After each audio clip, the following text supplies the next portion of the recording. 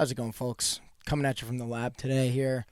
We're going to be going over my experience using the PinePhone Pro, the Linux flagship phone from 2022. It's 2025 today. What I did, to summarize, is I like to create a pseudonym or like alternate identity that I can bring with me to DefCon. I don't like to bring my personal devices for a litany of different reasons. You can probably think of your own. But one reason that I like to do this is because I find it very fun to go through and experiment with some new technologies that I otherwise wouldn't find a reason to use.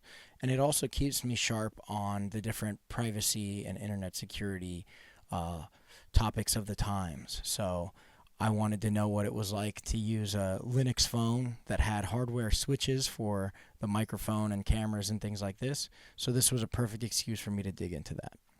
So the TLDR on this is, if you don't mind having a shitty Android phone that has no GPS or voice calling functionality out the box and is very finicky to make it work, this might be a good thing for you to try out. Otherwise, maybe not. Some of the things I tried with this leading up to DefCon, I tried installing NetHunter. I was going to originally try to daily drive that, but it's hard to make it work as a daily driver. I ran into so many issues with like different encryption key errors and things like that to download and install certain applications. It was just a mess. Thankfully, one of the best things about the Pine 64 community is that their community is awesome. You get feedback immediately when you go asking questions about different things. One of the things I asked was, hey, what's the best operating system to throw on this thing to try and make it like a functional daily driver? As much as people warned me against trying to daily drive this, one of the results that came out of it was the recommendation to use post-market OS, which is what I ended up using. And I have it right here. So here I have post-market OS. I have like a welcome screen here. Gonna go through some of these using Fosh as the GUI interface for Linux enthusiasts. And it says you're all set. So you can enable SSH. You can do so many different things with this phone, which is amazing, right? Like if you're a Linux aficionado, this is an awesome thing to try out. Now, one of the things you might notice on this screen right now is I have some Android applications. And another reason why I recommend doing something like this is because I learned about an application known as Waydroid, which allows you to emulate an Android environment on the Linux phone to install things like I have here. I have Signal. I tried to get Organic Maps GPS to work, and I have Telegram on here as well. And I'll say this about my experience setting it up. It took a long time. You know, you hear that adage of Linux is free if you don't value your time. But if you're doom scrolling on memes and stuff like that, you must not value your time either. So with Waydroid, it's like Docker in the sense that it's a container manager. And what I loved about it was it actually allowed me to explain how containers work in a lot more of a easy way to people that weren't really familiar with how containerization worked while I was going through this project, which was really fun. Essentially, how Waydroid works is that it functions as a skin on top of the post-market operating system. As you can see, up there is kind of the Waydroid app, and it has like a completely different desktop containing the Waydroid applications in that emulated Android environment. And then you can see the other applications that I've installed on the phone. It actually has the Waydroid applications on this dashboard as well. So when you start Signal, for instance, as you can see here, it'll actually launch that application in the Linux environment through Waydroid. So it'll start Waydroid, then open Signal. Sometimes it can take quite a while, but it's kind of par for the course with an experimental type of phone like the PinePhone Pro is. So just to go through a couple of things that I tried and was having issues with, or things like this, the GPS and things like that to work. I ran into issues with like some problems with my VPN at first. And then once I realized, like, oh, it's polling for my location based on the network connection, and the GPS module in the phone, if it even exists, I'm not even sure. Put in the comments if you know that, because I couldn't figure it out. was not able to get my location. Tried to go through cell signal, which was another thing that I ran into issues with. The phone had issues similar to other phones where if it wasn't in a place where it could get 4G LTE, you couldn't really use the data. The applications were buggy. But you could find that on an iPhone, right? Like, you're going to have issues with functionality of the phone if you can't get a network connection. So that one's kind of a wash, but it definitely caused some issues that I didn't expect to see. In addition to that, one of the things that I have to come back to again is just how great the community was. Anytime I had an issue and I spent like over an hour trying to figure it out and I couldn't, I dumped like, hey, here's the troubleshooting steps that I went through. Can anyone give me some feedback? Like, what have you done in the past? Has anyone seen any of this stuff in the past? I couldn't find it on Google or any other web browser search engine, DuckDuckGo, Brave Search. And the community, you know, we kind of discussed it. Everyone was kind of helping me like, oh, did you try X, Y, and Z? And I was like, I tried A, B, and C. I'll try X, Y, and Z.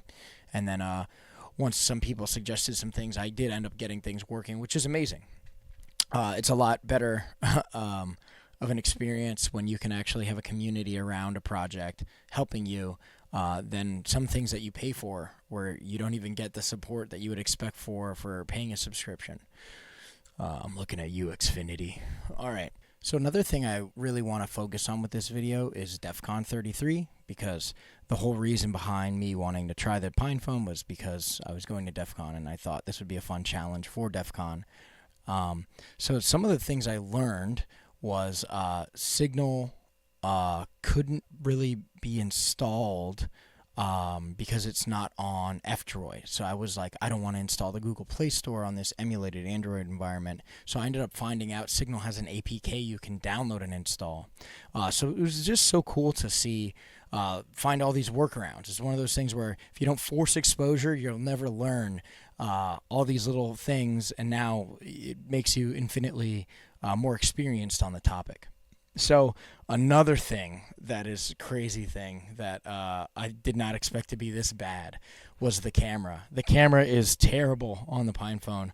I'm going to throw in some B-roll somewhere on the screen, wherever I find room, and it's going to be footage I got at DefCon or around with the PinePhone. And yeah, you can let me know what you think in the comments. Some of the stuff came out okay. The PinePhone's ability to take in light, I think, is one of the biggest problems because you get super high latency where there's dark environments, and it just really struggles to get enough light in the aperture, and it just, it looks terrible. Another thing about the camera is it's supposed to have a QR scanner. That did not work. I didn't try to troubleshoot it too much, but running around DefCon trying to scan stuff, I could not do it. Charging was another thing that I ran into issues with.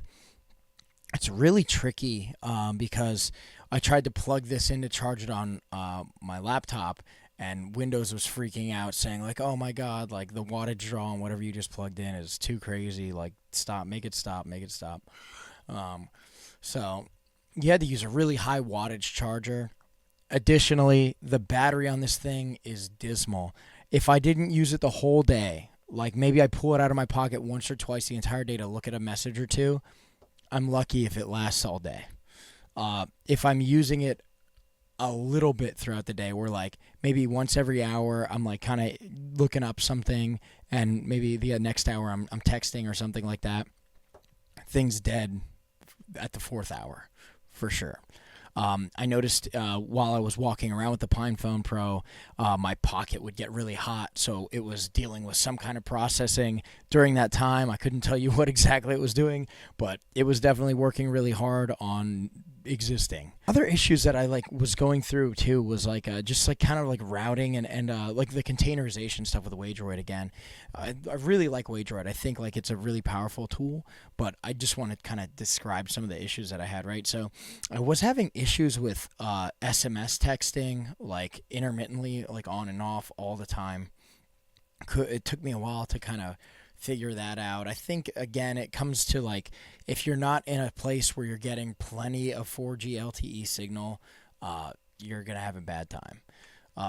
Another thing I noticed was I couldn't get the Wageroid environment to work over data if the Wi-Fi was turned off in my regular post-market OS environment. And I think it has to do with, because the interface was now off, the routing couldn't happen over that network interface. It's just a hunch. It started working after I was troubleshooting it. Just another interesting thing. So to kind of summarize my feelings on the Pine phone, I feel like a device that has a phone form factor should have phone features. So really the main deal breaker for me was the battery life. The fact that this thing would just drain its battery for what seemed to me like any arbitrary reason or no reason at all. That was really, really inconvenient for me. I totally understand that a lot of the forums discuss, hey, like this was made as a developer platform to kind of push forward the Linux phone initiative, if you want to call it that. And I totally understand that. I do think it's definitely a fun device. It could be a really cool platform for this stuff. But personally, there's really no reason I would ever take this over like a laptop. The few things that I love about this thing are its ability to have the hardware switches. I really love that functionality. I wish more devices would give options like that. I wish privacy was a bigger focal point of this whole space of mobile devices, of any devices really that you use on a daily basis. So I hope that summary was really helpful. Felt like this probably fell a little bit flat with the support that it didn't really end up getting. I know that they had planned to develop like a lot of things that either were discontinued, like the keyboard and the case that was going to enable you to like put, what do you call it, like an extended battery and things like that. I think Pine 64 is a great project. I encourage anyone out there to get your hands on one of these. Try it for yourself. I have a Pine Sol right here. I think their smart soldering iron's great. If you're like into 3D printing and stuff, it's really helpful for heating up certain components like of your prints that you don't want to affect other things. And it's just an amazing project. And I know there's a lot of other Linux phones out there. And as they continue to keep coming out, make sure you guys are supporting these products, because we need these out here in favor of these other projects that don't really respect your privacy and internet freedom as much. Now I'm going to go into the DefCon 33 trip summary. This was such an awesome DefCon this year. I got to use some of my music and some CTFs with DC862, so shout out to C-Money for that. The badge this year was pretty crazy. Saw a lot of them kind of fall apart. It's kind of some janky manufacturing there, but there's always something going on with the badge. Anyone who knows about the Game Boy emulator one knows from last year. But we got to do some really cool stuff. One of the more fun things that I did this year was I had this contest that I was doing where I was reading off CEH questions from a booklet, and if you got the right answer, you got a good prize, and if you got the wrong answer, you got a bad prize. I got to meet some amazing people. I got to meet the developer of the Momentum firmware for the flipper I happen to use already, so it was like, whoa, you're that guy. And I got to meet John Hammond and just do a lot of really cool stuff with a lot of really cool people this year. I really embraced the hacker culture. I was a little more extroverted than usual this year as well, and I'm just really pumped for next year too. So I hope you enjoy the rest of the video. Guys, I'm here with Rufio. Rufio's gonna take the quick CEH bullet, quick lightning round 10 question challenge, whatever. I don't have a name for this yet. He's the first guy. I just met him on the plane. He's first time at DefCon. Yeah. Rufio, give some words, and then we'll start the quiz. I'm definitely going to embarrass myself right now, so get ready. All right, gang. A DDoS attack is performed at Layer 7 to take down web infrastructure. Partial HTTP requests are sent to the web infrastructure applications. Upon receiving a partial request, the target servers opens multiple connections and keeps waiting for the request to complete. Which attack is being described here? Desynchronization, slow loris attack, session splicing, or flashing with a PH? Is that session splicing? Yeah. Or, is that your guess? Yeah. That's wrong. It's the no. slow loris. DDoS is slow loris, bro. All All right. A friend of yours tells you he downloaded and executed some Epstein files that were sent to him by a coworker.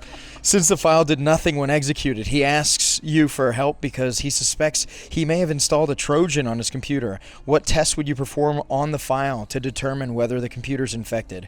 Upload it to VirusTotal. You do not check. Rather, you immediately restore a previous snapshot of the OS. Use EXIF tool and check for malicious content, or use NetStat to check for outgoing connections to strange IP addresses or domains. Again, he got a Trojan. How are we going to figure out if it got infected? Are we going to upload the file to VirusTotal? You don't check. You just do a restore. Use EXIF tool and look for the malicious content, or use NetStat to observe the ingoing and outgoing IP addresses or domains. First of all, why is he grabbing Epstein files? Who isn't? But like, I think I would check for outgoing transmissions. Check. All right.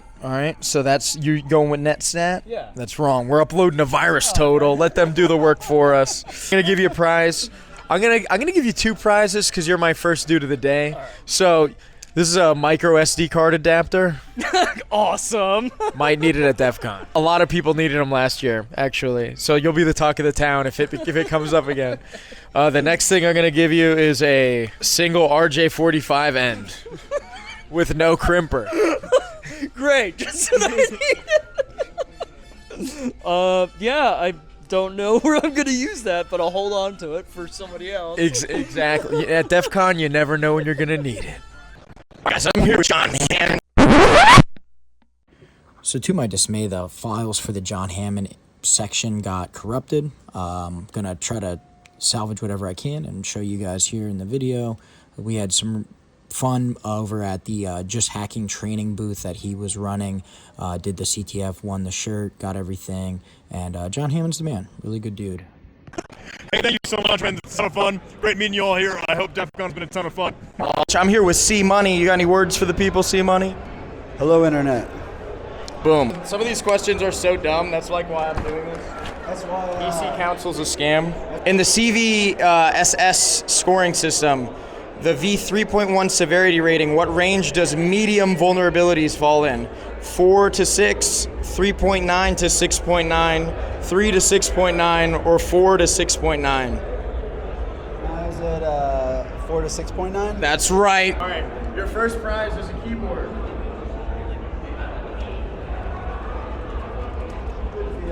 You have 5 DefCon goon dollars from DefCon 32 that you maybe can spend somehow if you rizz them up enough. I've already got a stack of the 1s, 3s, and 5s. That's awesome. This from last year. That is. We're green this year. It's correct. All right, and you get 1 bad prize. Thanks, buddy. I quit my job. All right, you get a proprietary Apple USB extension that can't be used with anything that's not Apple. Which one is the good prize? The other 2. All right, yo, C Money, last words for the internet. Hello, Internet. All right, guys, last day at DEF CON. I'm here with Mars and TrashCon. TrashCon's going on. I'm going to contribute some stuff to it. We're going to run through rapid-fire CEH questions right here with Mars. All right. For yo, fire.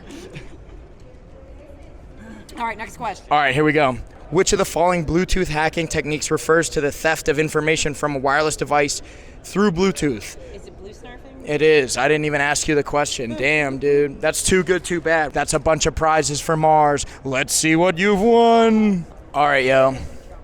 And nice to meet you too. Alfred the TrashCon mascot. All right, here's what you've won. So you get a spool of red and black wire. Oh, actually, probably yes, I can totally play with that. Your next prize is this keyboard. But you get yeah. I was about to grab the PS2 one. I couldn't do it. I was like, this is actually trash. No one's gonna be able to use this at all. The other thing you've won, I'm gonna give you the CEH cert prep set. So now You'll know all the questions. Another bad prize. You have an RJ11 jack. I'll give you this. Not yet an SAO. not yet an S. Wait. The last prize. I'm giving you this DC862 RAM keychain. Yes, I got my own. What am I Yes, you're chopped fucking liver. But yo, now I wanna haggle with you, yo. I wanna get involved with some of this trash. I really like that resistor. Can I pull a couple things aside that I'm interested in, and maybe we can get some haggling going? Choke point versus Canex. Hands in the air, tools on the table. 3, 2, 1, begin. And the shims are out. And the handcuffs are out. On both sides, we got one cuff off. And there's the handcuffs off. A little violent there, but it's all about the excitement, folks, I suppose. And there's some raking. Oh my gosh, choke point. Adrenaline sucks, bro. Adrenaline has driven choke point to victory. All right, fourth time. Oh my God. I think you got it. It's okay. You'll be all right. Take a breath. Four shots. Okay, yeah, the gun does work. I know what happened. Just your finger was catching this when you went to the adrenaline interfered with your ability to operate a Nerf gun. That was really good, guys. All right. So I hope you enjoyed this video, guys. I'd really like to put together more stuff like this. As you can see, it's pretty time consuming for me to put this stuff together, even with the effort that I put into this. It just takes a while for me to want to put it together and everything like that. So if this video performs okay, expect some more content out of me in this privacy space. The next thing I'd like to go over is my new daily driver. So if you did like the video, leave a comment. Tell me what you want to see out of the new one. I'm thinking about doing a more vlog style thing where I kind of just do a monthly log of like, hey, month 1 of using a privacy phone, etc., etc. So hopefully you got some value out of this. Hack the planet. Peace.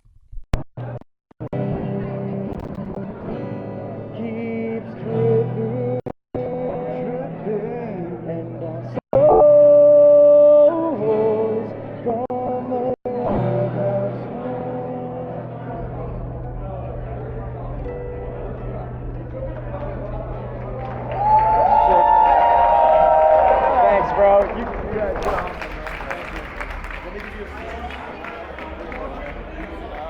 I don't know where the mics go.